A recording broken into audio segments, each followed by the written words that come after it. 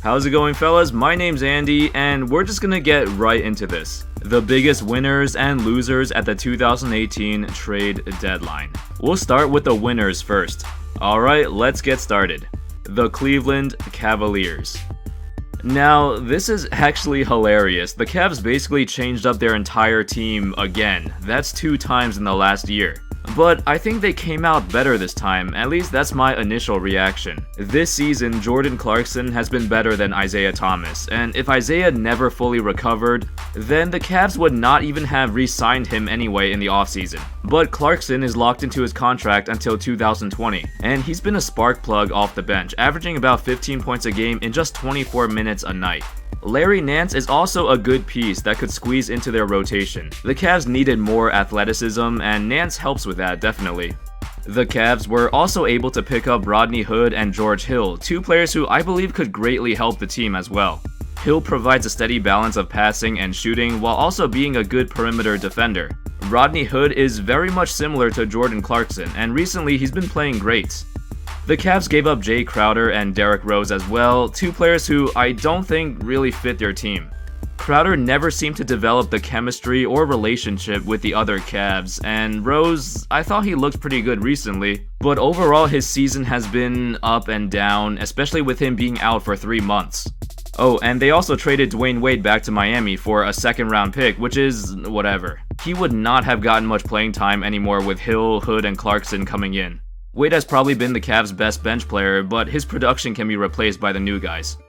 Winner, the Sacramento Kings. It's about time that they won something, I guess. So the Kings sent away George Hill, who did not look like he wanted to be there anyway, and in return they got Joe Johnson, who got his contract bought out, Iman Shumpert, who's on a bad contract until 2019, and a 2020 2nd round pick, and cash. Honestly, all year, it seemed like Hill wanted out of Sacramento, and since he's also on a ridiculous contract, getting paid like $20 million a year, I think the Kings just wanted to cut their losses, realize their mistake, and just get rid of him. They're obviously not going to make the playoffs this season or anytime soon, so there's no point in having someone like Hill. They've already got other veterans on the team anyway, and this trade also frees up more minutes for De'Aaron Fox. Winner, the Detroit Pistons. Other than the Blake Griffin trade recently, which right now is looking very, very good for Detroit, they were also able to send away the 2 other players that they got in that deal, Bryce Johnson and Willie Reed. In return, they got James Ennis and Jameer Nelson, who I think are both great fits for the team. Jameer was solid in New Orleans, and he's probably one of the best in the NBA at making entry passes to the big men in the post, which is a great skill to have, especially on a team like the Pistons. And James Ennis is a decent bench player. It was a win for them because at least they got back 2 more players who will get actual playing time. Winner, the Charlotte Hornets. Willie Hernangomez looked like a solid player last season. He made the all-rookie team, and while he did have his issues on defense, I still think he has potential. At least more potential than Johnny O'Brien's and 2 2nd rounders. Winner, the Chicago Bulls and the New Orleans Pelicans. The Bulls traded away Mirotic, who's been having a great season honestly, but it didn't really matter. They'll be losing a few more games without Mirotic, but they're tanking anyway. And they were also able to get back the Pelicans' 2018 pick as well, which is good. They killed 2 birds with 1 stone. Now, without Mirotic, they can continue to lose more games while also getting another 1st round pick. For the Pelicans, they got a good shooter to complement Anthony Davis, and Mirotic will definitely help them stay in the playoffs. It was a win-win for both teams. Winner, the Phoenix Suns. 2nd round pick for Elfrid Payton? Not bad. Didn't really give up anything to get him. Despite his awful hair, Payton's a pretty decent player. He's only 23 years old and is having a great season so far. 13 points, 6 assists per game, and career-high shooting percentages. Yeah, that's pretty good. Especially for a 2nd round pick, and those, most of the time, don't really turn into anything valuable. Alright, let's look at the losers. The Los Angeles Lakers. Alright, well, I'm not sure if the Lakers completely lost this trade, although it does seem bad at first. I know they traded away 2 young players in Jordan Clarkson and Larry Nance for 2 expiring contracts in Isaiah and Channing Frye, and the 2018 Cleveland pick that won't be worth that much, probably a very late 1st rounder. But I don't think this trade was that bad. Even though Clarkson and Nance were solid young players, they were not going to be the future of this franchise. By trading them away, they cleared up about $14 million in salary cap space, and the Lakers really value cap space, because they're going to be making a run at some free agents over the summer, maybe Paul George or even LeBron James, although that's unlikely. But even if they don't get them, it's still nice to have the flexibility and potentially sign other free agents. The problem is, Isaiah Thomas and Channing Frye, I don't think the Lakers are going to re-sign them either, after their contracts expire at the end of the season. So I'd still consider that as a loss, at least for now. Loser, the Utah Jazz.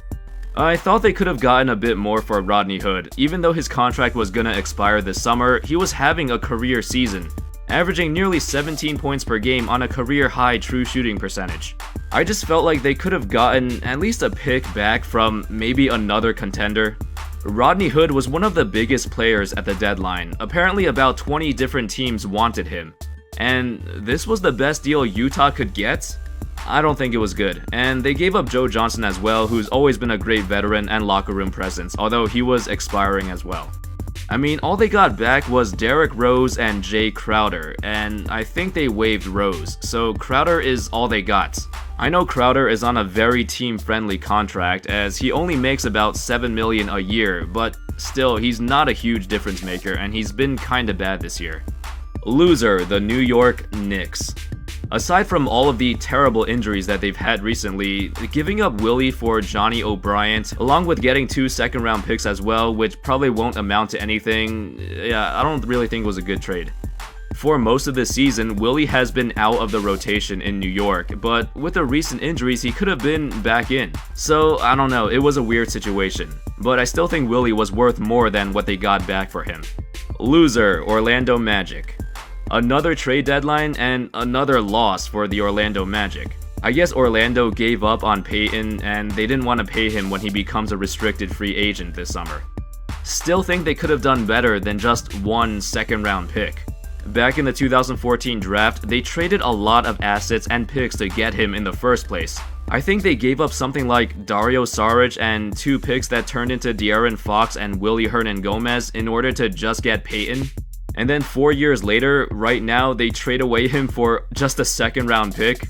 That's not a good investment. That's it for the winners and losers, but now let's take a look at some teams who I think remained neutral. The Miami Heat, Clippers, Bucks, Nets, Raptors, Blazers, and Wizards all made moves that either didn't really do much or I'm not sure if they got better or worse. Yes, I do know the blockbuster Blake Griffin trade was a huge deal, but with the players the Clippers got back, I really doubt it's going to change their position in the playoff race. I still think they'll finish the season as the 9th seed, just missing the playoffs. And the future for them is very uncertain. It's hard to tell what their plans are, so I honestly don't know if they won or lost this trade. The Heat got back Dwayne Wade in exchange for a second-round pick. At this point in Wade's career, he's not going to make a huge difference, but it's nice to see him back on the team. Not sure what the Bucks and Nets trade did for either team. The Raptors traded away Bruno Caboclo, the man who was supposedly 2 years away from being 2 years away back in 2014.